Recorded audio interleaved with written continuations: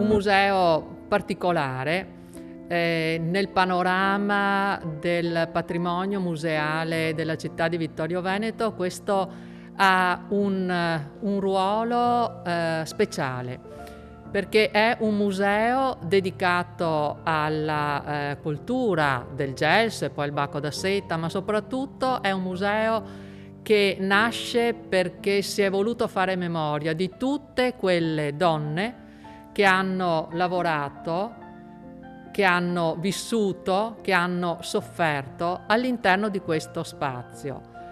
Infatti il museo è contenuto all'interno di un edificio di archeologia industriale, perfettamente riadattato a spazio allestitivo.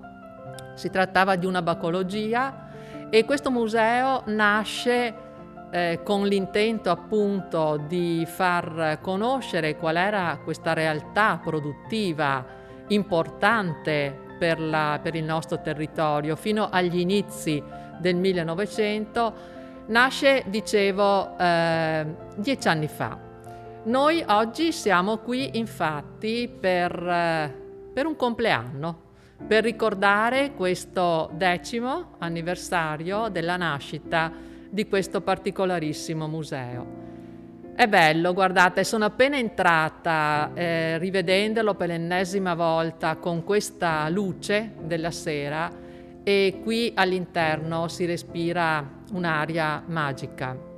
La percezione attraverso tutti questi oggetti che ci circondano di percepire chiaramente quella che è stata la vita di queste donne, che hanno potuto sperimentare, condividere in un'epoca in cui il lavoro femminile era ancora limitato, sottovalutato, sottopagato.